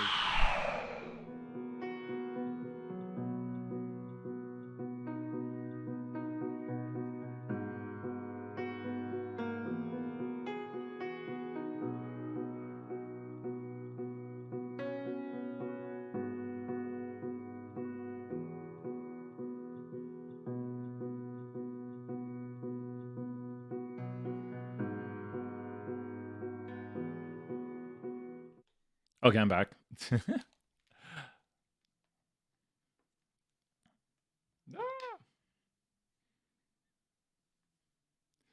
So here is our decision tree with the splits accordingly. And now let's go here, make a leaf report. The leaf report shows us the individuals in each leaf. And you can see right here, these 54 people, 23 of them do not have divorced parents, and 31 of them do have divorced parents. These 55 people, 28 of them do not have divorced parents, and 27 do have divorced parents. These 346, 257 is that red, and 89 is that blue, and these 275, 234, and 41. All this great stuff right here. So with this, 2 seconds, be right back again.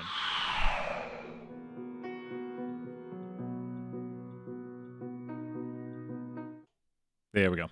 So with this, the 234 is going to be these red individuals right here, and the 41 is going to be these blue individuals right here. Now, one of the hardest questions we can ask is what percent, here's a really hard question, what percent, yeah, I know, the 1, 2, let's do that, because that really helps a lot to understand where all of these are at. Because I don't think people often realize how to look at this output. Dana's 100% right. Identifying what this output means is very important.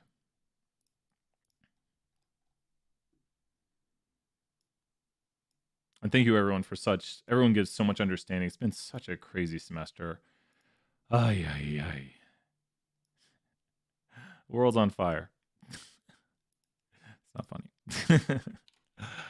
You get that nervous laugh. You're like, ha, ha, ha, ha. It's like the Joker's here. Speaking of tomorrow, as long as get up early enough.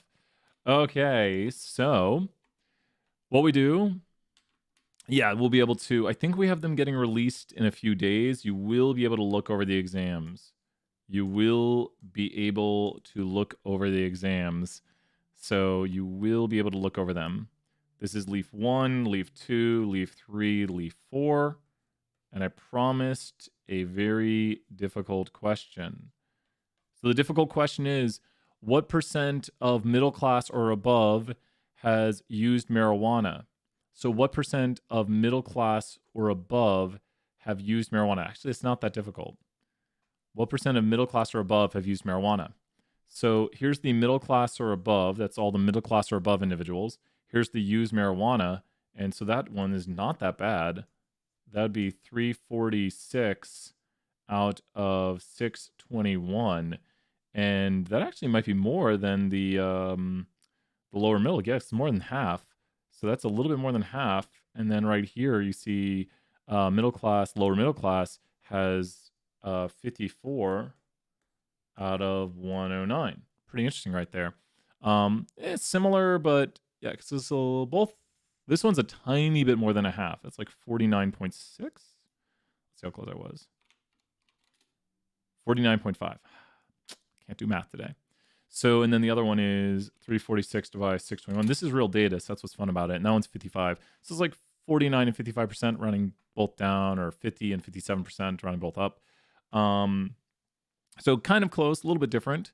But we get to a much harder question. What percent of middle class families, or what percent of middle or upper class families have divorced parents? I'm going to have to zoom in a bit here to make sure the numbers are big enough to read.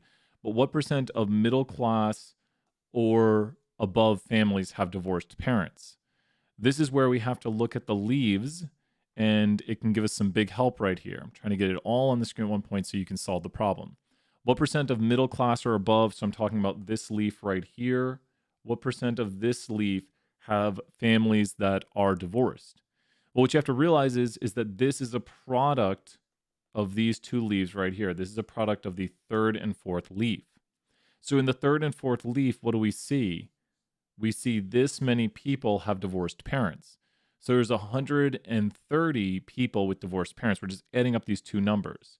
So that's 130, and then it's out of 621, which is this number here, which is the addition of all of these numbers. So this would be out of 621. So that is how we solve this problem right here. I hate that does that word. But we have right here, there are 621 total individuals because leaf 3 and leaf 4 come from that product. And there are 130 from the addition of 89 and 41. So whatever this equals to would be the percentage. No, I didn't do speedrun Jackson's. I've been trying to take a little bit better care of myself. And I think I overdid it. I was staying up to 2, 3 a.m. most nights, and that was not good. If you watched the previous speedrun videos, I made those over 3 days by pretty much not stopping. And I think my body said no. So I'm taking it a little bit easier. I'm very sorry I didn't speedrun all these. I'm going to try to do it for the next ones. But I'm trying to get 8 hours of sleep most night and trying to make sure I'm not, yeah. So no, I've gotten so many people really like those speed runs, and I really like them too. My favorite thing was making the intro because I kind of made that for my fiance because we like epic rap battles of history. And so I was like, I'm making an intro and I'm going to surprise her. Hey, what's up, Tyler? So good to see you here. I'm doing great. Been doing a lot better these weeks. 2-3 weeks ago. Laugh through it all. So let's talk about the simple model and the complex model. Why wouldn't it be on time every time and late at least once? Oh, you could do that. I think Meg, you're asking about sorry, Meg, you might be in the very past. I am talking about this now. If you click live, there should be a live button below. At Meg, let's go. So you could change this question to read everything but on time always, and then you could go over here to late at least once. So this is the probability of it being it's still not fixed. Streamlabs, someone else tweeted them, and Streamlabs is like, yeah, we're still working on that. So either it's on time every single time or it's late at least once. So this is the difference right here where we have it's on time every single time or it's late at least once. So this is a different version of the problem where it says, you know, what's the probability it's late at least once? Well, either it's on time every single time or it's late at least once. And this is where we solve out right here. So it's kind of a quick solve of this version of the problem. But this is when we would ask maybe what's the probability it's late at least once. So this would be everything but on time every single time, which would be late at least once. Because either it's on time every time or it's late at least once. So there could be an occasion where it's late at least once, which means it could be late multiple times, all depends. But either it's on time every time or late at least once. Let's talk about, we got enough time here, talk about the simple versus the complex model. And so when we do a partial F test, we have to have two models. You have to have a simple model and not that. You have to have a simple model and you have to have a complex model. So the simple model is going to be created from a data set. Let's go here. Let's use survey 10. So survey 10 is a Stat 201 survey we did in 2010, a decade ago during the last census. And let's predict. You're welcome, Rob. Good luck with the exam. Tell me how it goes if you want. Good luck right there. Great work, everybody. Lots of review today. So what we're going to do right here is we're going to make a model using the following variables. So this is a model right here to predict somebody's weight. And we can view this model pretty quickly right here by, I called it simple. I think the update in Streamlabs, I know it did, yeah. Charlie, if you have any suggestions, if you know stuff about streaming, just look into it a little bit. You don't have to. You know, take care of your studies first. And so what do you notice right here? 64% of the variation is explained by these variables. 64% of the variation in somebody's height is explained by their gender, by their weight, and how much they want to weigh. All these variables are statistically significant, which means they bring new information to the model with the other variables already included. And then you see the model itself is statistically significant. We also see the R-squared adjusted that Ting Yang was talking about earlier is very large, which means that when we penalize this model for having multiple variables, the decrease to the R-squared is not that large because we want R-squared and R-squared adjusted to be very close.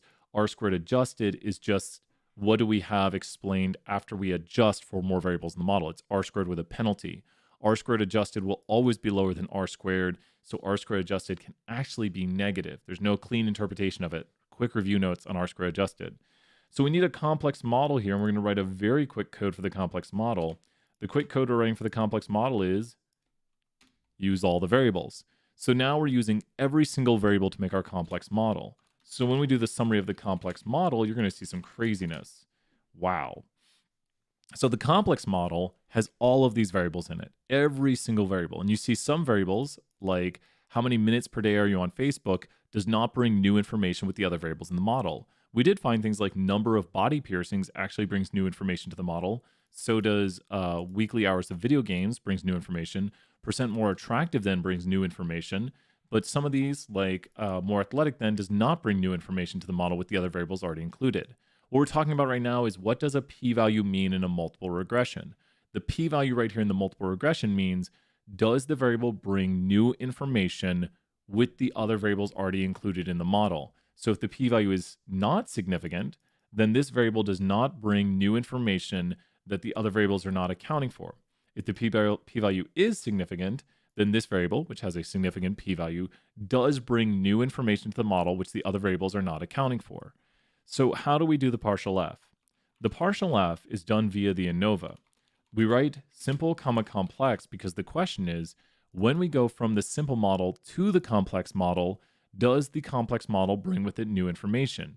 Do the variables in the complex model bring with them new information?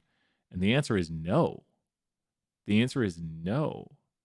Are you using a wired? Yep. 100%. Oh, yeah, definitely going wired. I'll show you a speed test. Let me get the speed test going on. Here, we'll do that. So when we go from the simple to the complex, does it bring with it new information? Oh, here we go. Here's speed test right here. We're on gig speed. Your download doesn't matter. It's not your download that matters. It's your upload. And we're getting more than enough upload. We're getting 20 meg up. So we're good on that. Getting 840 down, 20 up. And the up is what matters. And I go through it 5 megs up. Oh, really? Let me look at that real quick, Charlie, because we've just covered the partial F. Stream delay might be found at the bottom of settings in advance. Stream.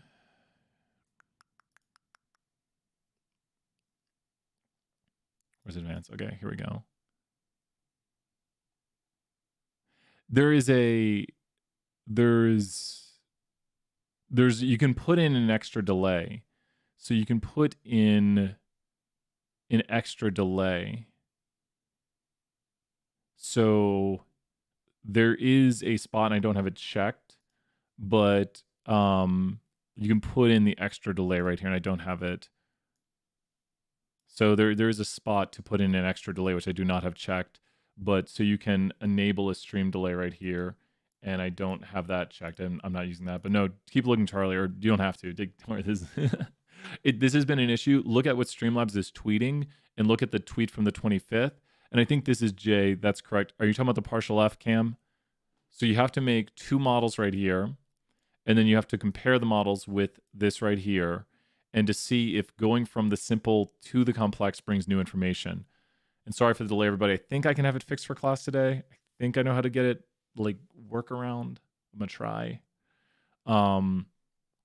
But with this right here, you'll see that the p-value is above 0.05, which means that the variables in the complex model do not bring with them new information.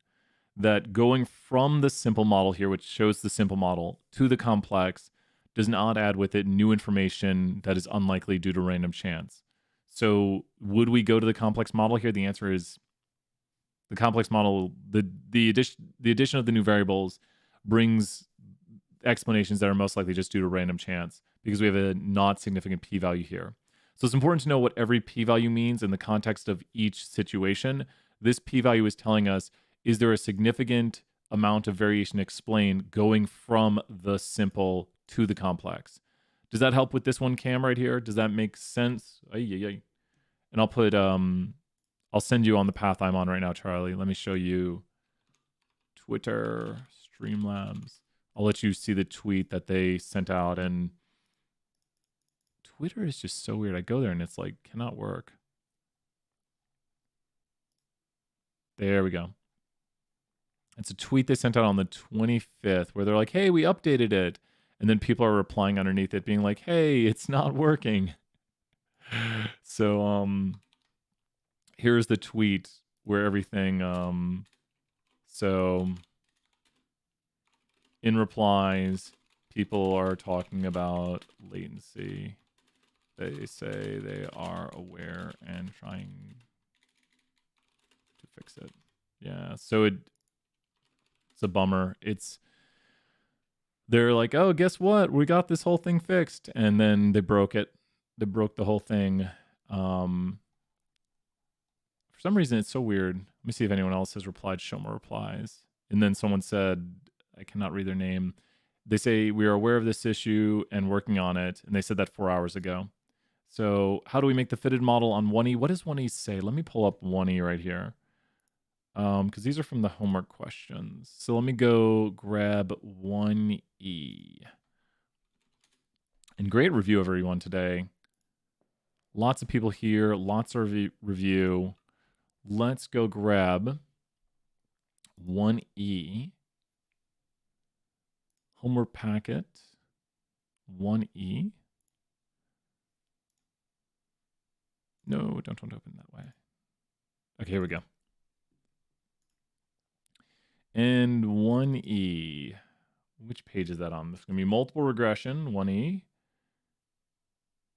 Influential points. Here it is, right here it is. So write out the fitted regression equation. And this is the multiple equation.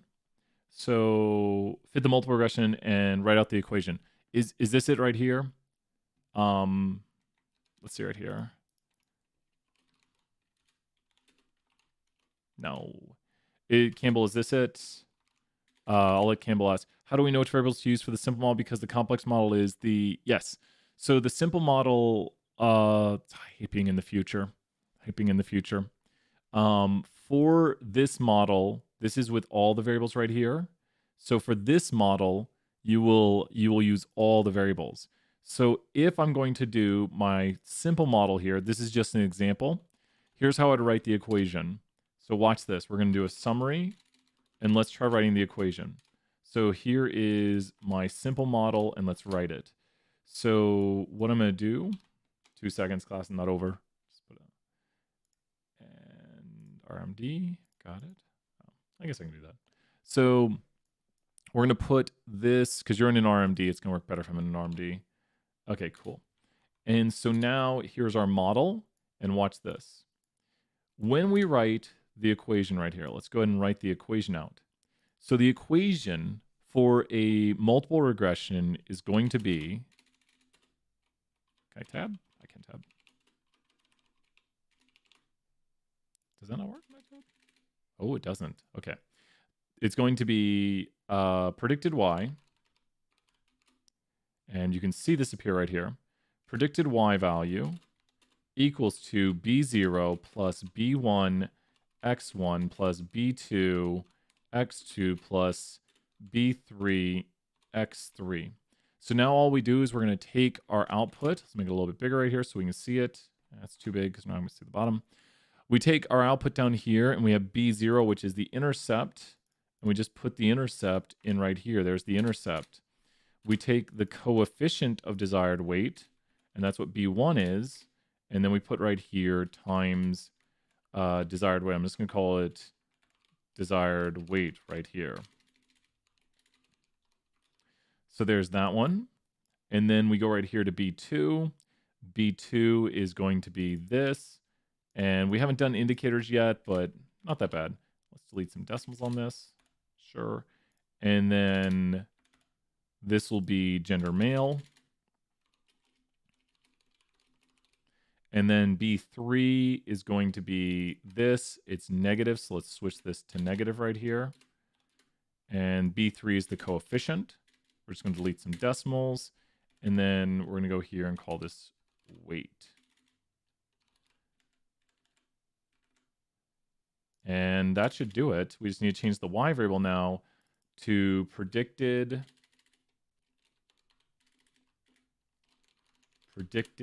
height.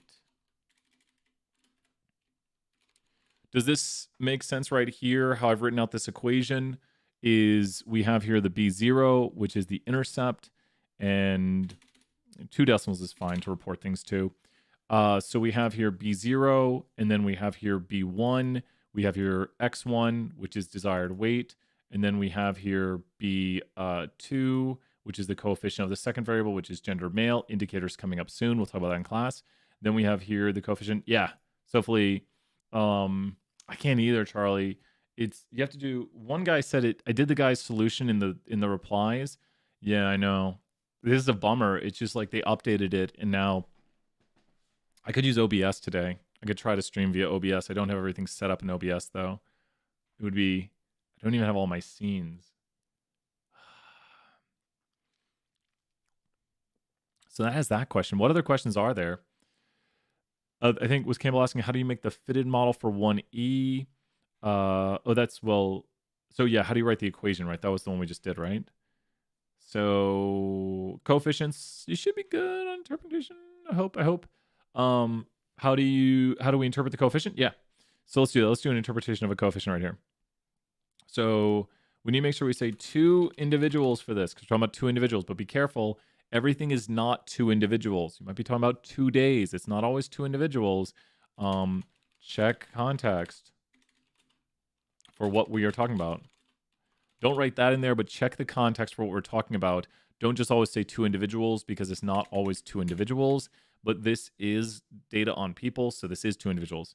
2 individuals who differ in their, let's do weight by 1 pound, but are otherwise identical, are expected to differ in their height by negative, oh, that's interesting, 0.025 inches, where the person who weighs more is expected to be shorter.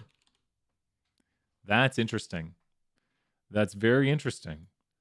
So this works out this way because it's multiple regression. You might say, well, wait, what in the world? How can people who weigh more in general be expected to be shorter?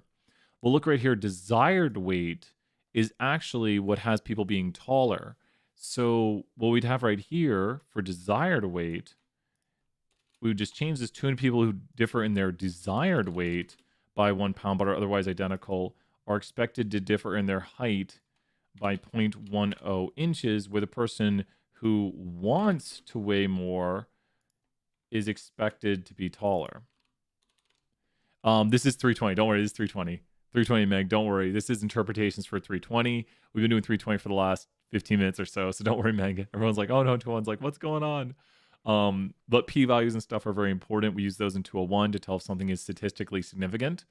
And 320 is doing excellent. They're on track. They're doing great. Great job on the test and everything. So we're gonna have more interpretation, written out stuff on the final.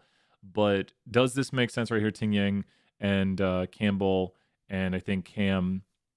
What other questions we got? Just a little bit more time for 320 right here. And great work. Man, I'm really proud. This has been a crazy semester. Who knows? We're gonna figure out what to do once we get all the 2-1 grades in. Once we see the distribution of it. That's what we do. We look at distributions of grades. We say, okay, how does the distribution look? Is it on track for where things are usually at? We're trying to treat this semester as much as your regular old semester as we can. And that way we're trying to make adjustments and trying to make sure everything stays on track. You're welcome, Campbell. I'm glad that helped a lot. I'm glad. Put some timestamps in the videos. I still got to timestamp the videos for this week. Such a crazy week. Awesome, Ting Yang. Can you explain R-squared adjusted? Yeah. So the R-squared adjusted in this output is after we adjust for how many variables are in the model, because R-squared adjusted is basically a penalized R-squared. It's like, imagine if you were to play Bobby Fischer in chess and you said, I need a handicap. That's what R-squared adjusted is. Bobby Fischer, great chess player. I don't know if he's still alive. This whole movie's searching for Bobby Fischer. So the adjusted R-squared is a penalized R-squared.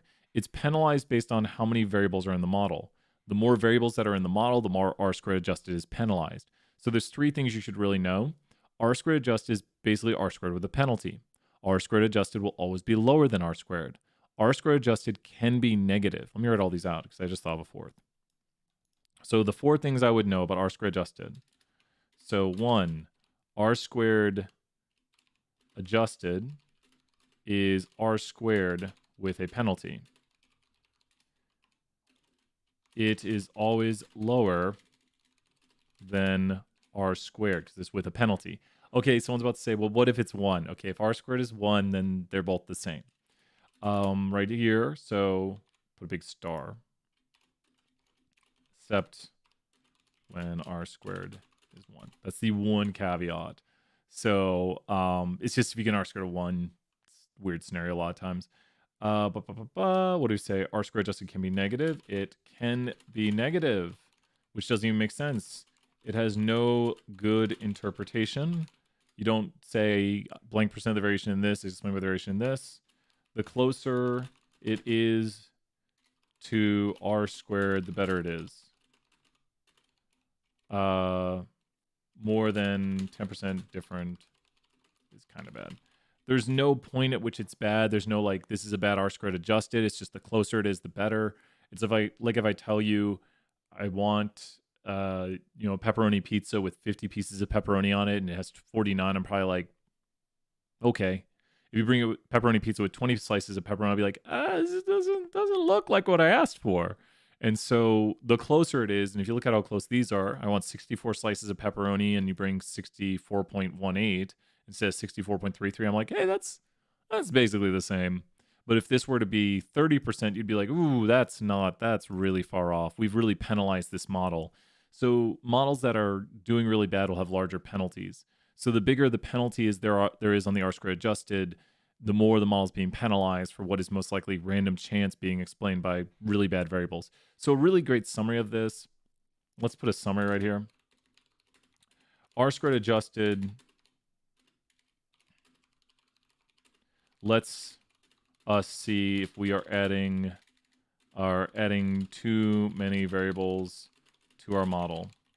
Models with big differences in R squared and R squared adjusted probably have X variables that are not needed. About to take 2 exam. Oh, that's awesome. Cole, good luck. Remember, stay strong. Keep studying. You got it, Cole. Good luck, Cole. You got it, man. Stay strong. Still confused on the simple model J. What are we comparing to the... I know this is... Oh, let's look at J. Let's look at J. So you're removing these two. So you'll remove both of these variables. So you'll have average humidity and you'll have average wind speed. So the complex model will have all four, and the simple model will remove these two. So the complex model is going to have all four of these. This is your complex model right here, and then your simple model is going to have just these two, because you're going to remove out both of them. So this is the simple model right here. It has these two variables, and then the complex model is going to have all of these. Does that make sense right there, Cam? So this is the complex model, has all four. Complex just means it has more variables. And then the simple model is just going to have those two right there. So that should help with those. And we're going to end with Saved by the Bun today. For those who haven't seen our intros and outros, we're going to do a Saved by the Bun outro. So stay tuned for some Saved by the Bun. We'll be doing it in 1 minute here. I think Cam might be good. I'm going to answer some emails, answer some Discord, eat some lunch. Eat some lunch? It's great stuff. Nothing exciting for lunch. Maybe leftovers. I miss Taco Bell. Please, in the new world, let Taco Bell exist. If we lose Taco Bell, we're done. Taco Bell, that's when you know. If Taco Bell says we're going out of business, I'm like,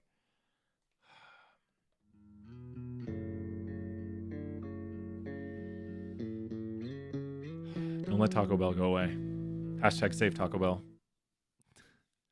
So I think that's got it. Cam, we doing good on that? Does that make sense that I've got the variables for the simple model highlighted? So hopefully that makes sense. I think we're good. It's the final minute. It's the final minute. We might be good. It might be that time. Is it classes overtime? I think it is. With that, I will let everyone go. Little Saved by the Bun outro. So let's go right here. So bye, everybody. Bye.